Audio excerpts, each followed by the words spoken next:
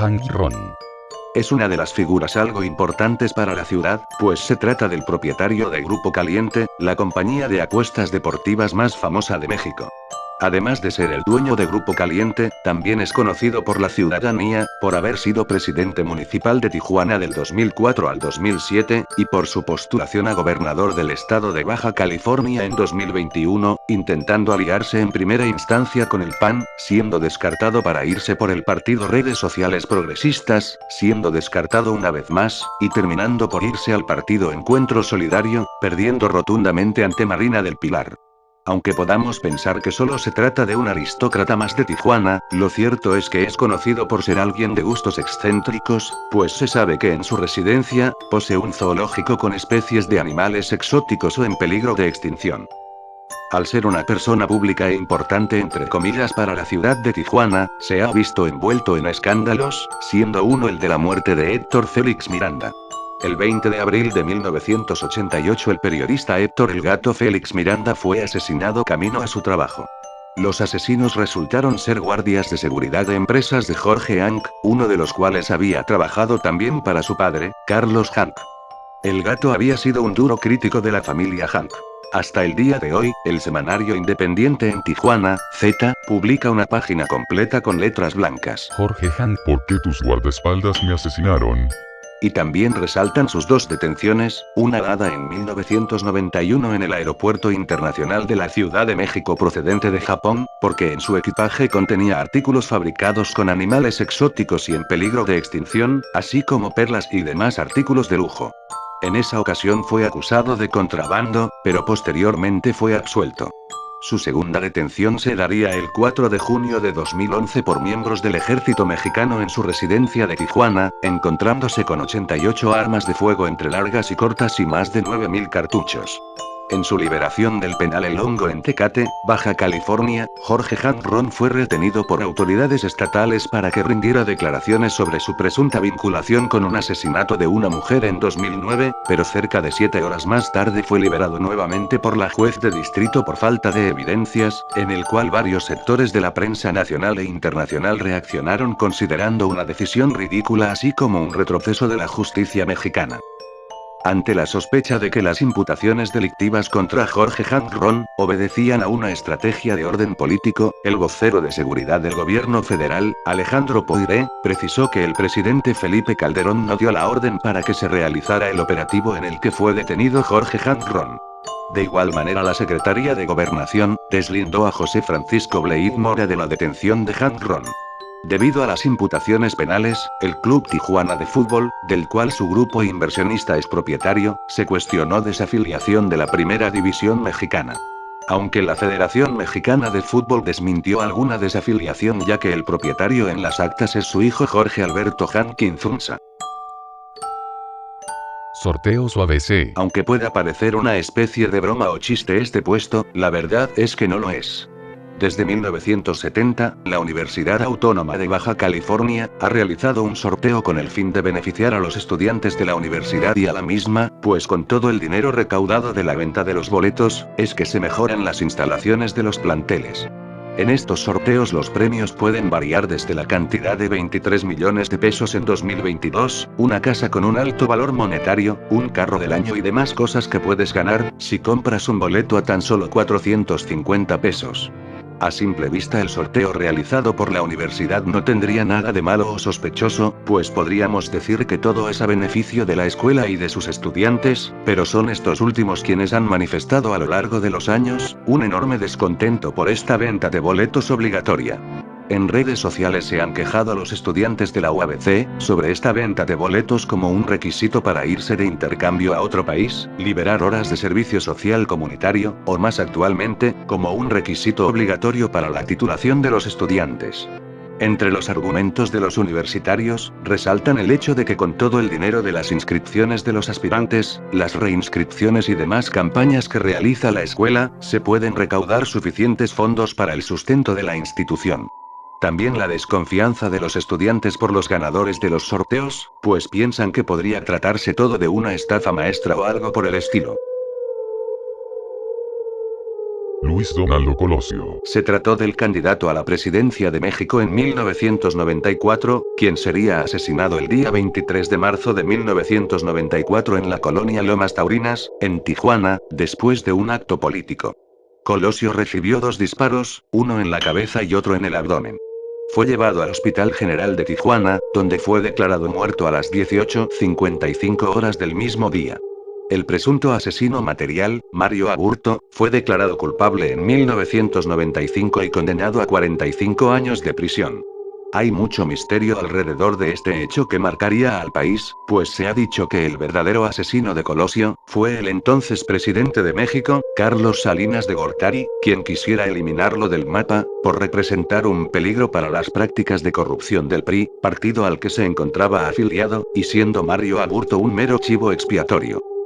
El discurso pronunciado por Colosio frente al Monumento a la Revolución Mexicana, en la Ciudad de México, el 6 de marzo de 1994, en el aniversario del PRI, se considera como el rompimiento con Salinas de Gortari y una revaluación de la política neoliberal.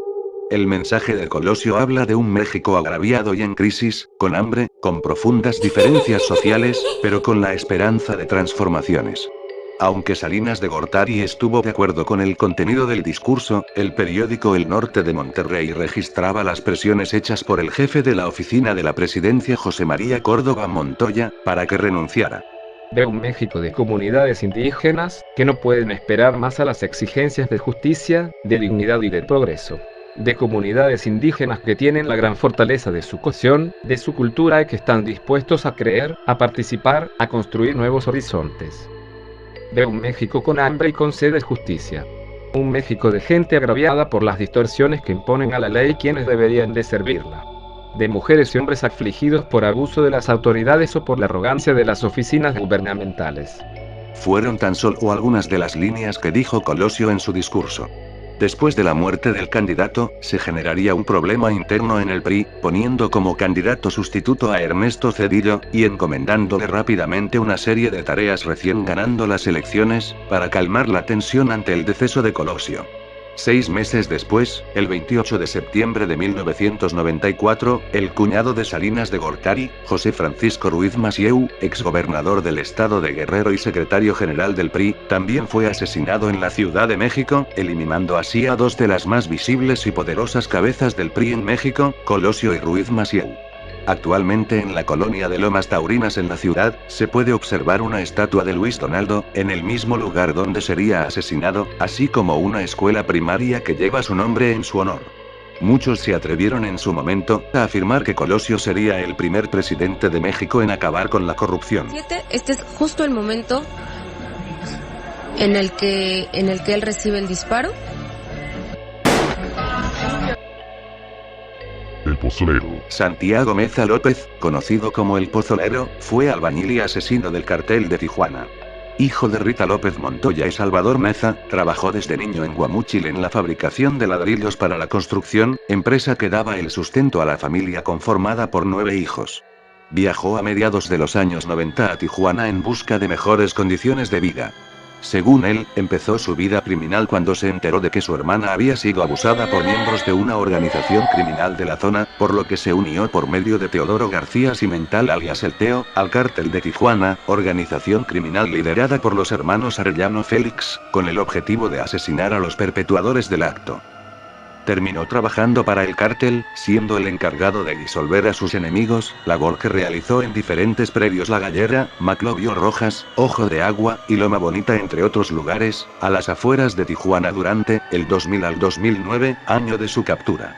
De acuerdo con su testimonio, solo se encargaba de disolverlos por $600 a la semana, un poco más de 2 millones de pesos, pero no asesinó a nadie. Por lo menos desde 1990 Tijuana ha sido una de las trincheras históricas de la disputa entre el cartel de Sinaloa y el que fundaron los hermanos Arellano Félix, el cual según analistas y agencias de seguridad estadounidense, ha perdido casi toda su influencia en Baja California. Uno de los jefes de este último grupo era Teodoro García Cimental, conocido como el Teo o el Tres Letras, quien a partir de 2008 se separó de la organización y se alió con sus antiguos rivales. Así inició una batalla que en pocos años causó la muerte a más de 3.000 personas y la desaparición de otras 900. A muchos de ellos los disolvió el pozolero, empleado de García Cimental. No se conoce el número exacto de las víctimas pese a la confesión del albañil originario de Guamúchil, Sinaloa. El payaso de los clavos. Es uno de los personajes recurrentes en los camiones de la ciudad. Se trata de un payaso en el que su acto consiste en meterse clavos por la nariz, por más bizarro que pueda resultar. Desconozco de la frecuencia con la que aparece en público dicho payaso o más del contexto, pero si eres de Tijuana y un día se sube un payaso con un clavo, sin duda es esta persona. Queda en este puesto del iceberg por lo impactante que pueda resultar que alguien se meta clavos en la nariz. Gastelum corrupto. Juan Manuel Gastelum, a quien está dedicado este puesto, fue un exalcalde panista en 2 ocasiones, una de manera interina y otra de forma electa, comprendiendo los períodos del 1 de noviembre de 2016 al 6 de abril de 2019, y otro del 1 de noviembre de 2000 al 1 de marzo de 2001. Su puesto se lo gana por haber sido acusado y denunciado de corrupción ante la Fiscalía General del Estado de Baja California, junto a 15 de sus colaboradores. Las primeras investigaciones sobre la corrupción en el Ayuntamiento de Tijuana, Baja California, dan cuenta que el exalcalde panista Juan Manuel Gastelum Buenrostro heredó un verdadero desastre a la administración en octubre de 2018. Se afirma que el saqueo financiero no tuvo límites, y se han descubierto desvíos de recursos públicos, aviadores, usurpadores de funciones, nepotismo, saqueo de equipo electrónico y contratos millonarios, sin licitación, que causaron un quebranto financiero de 23 millones de pesos en la Dirección de Comunicación Social, a cargo de Moisés Márquez, esto en 2020. Gastelum Buenrostro tenía un operador externo que fungía como su informante, transaba con algunos medios de comunicación, asignaba contratos millonarios para el manejo de la imagen pública del alcalde y enderezaba campañas de desprestigio en contra de los enemigos de Gastelum sin ser funcionario del ayuntamiento. Su nombre es Víctor Laguna Peñaloza, un pseudoperiodista que ha sido denunciado por golpear a su esposa, por ser adicto a las drogas y por sus acciones deshonestas como operador externo del ayuntamiento. Su mayor mérito es ser hijo de la diputada panista Alfa Peñaloza Valdés y amigo de Juan Manuel Gastelum Rivera, hijo del exalcalde, con quien hizo negocios creando empresas ex profeso y adjudicarse contratos para el manejo de su imagen pública a través de plataformas que funcionan en las redes sociales. En realidad, Laguna Peñaloza no ostentaba ningún nombramiento como funcionario del gobierno de Gastelum Buenrostro, pero era ampliamente conocido que él tomaba varias decisiones en materia de comunicación social y que tenía y tiene una estrecha relación con el exalcalde, según se acredita por diversas fotografías públicas. Era uno de sus más cercanos hombres de confianza, además de su informante directo. Fácilmente se podría hacer todo un iceberg dedicado a la política tijuanense, que alberga dentro de sí un infinito mar de corrupción, alianzas con el narcotráfico y demás actividades sumamente cuestionables. La tamalera de las 5 y 10. Así como en la Ciudad de México tuvo un caso de una señora que vendía tamales con carne humana, se presume que en Tijuana hubo un caso similar en 1991, concretamente en el mes de abril en la zona de la 5 y 10, una de las más conocidas y transitadas, ubicada en el Boulevard Díaz Ordaz. Se cuenta que afuera de la Clínica 20 del IMSS, hubo una señora de nombre Verónica, quien se dedicaba a vender burritos, tamales y champurrado afuera del hospital, nada fuera de lo común, puesto que fuera de la clínica, es muy habitual encontrarse con puestos de todo tipo, comida, revistas, aparatos electrónicos y demás, que son concurridos en su mayoría por los familiares de los enfermos que se encuentran en dicho hospital. Se cuenta que esta señora Verónica vendía comida para mantener a su familia, que consistía de su hijo de 37 años que padecía síndrome de Down, su esposo y ella.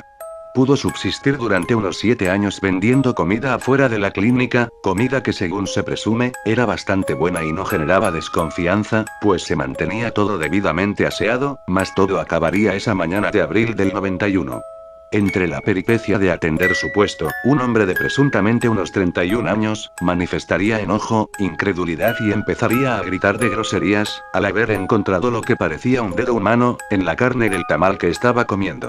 La gente que estaba de igual forma comiendo en ese puesto, procedería a reclamar a doña Verónica sobre el alboroto, alegando que se trataba de otra cosa y no de un dedo humano. Por todo el alboroto ocasionado, los guardias del hospital terminarían por llamar a la policía.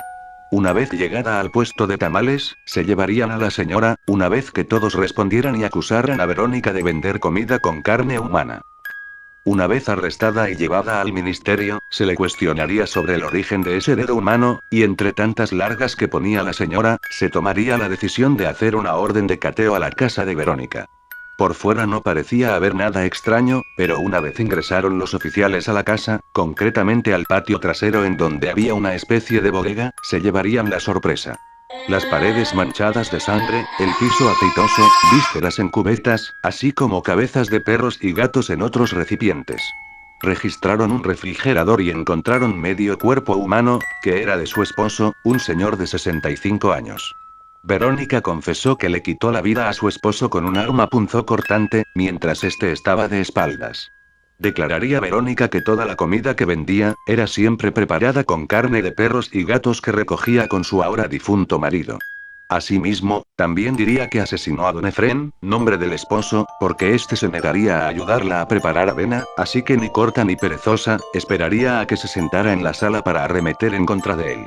Para ocultar su crimen, Berito, como la conocían muchos, usó partes del cuerpo para la preparación de los guisados de tamales y burritos. Una vez habiéndose confesado, sería encarcelada, muriendo al año, al igual que su hijo, quien moriría de tristeza.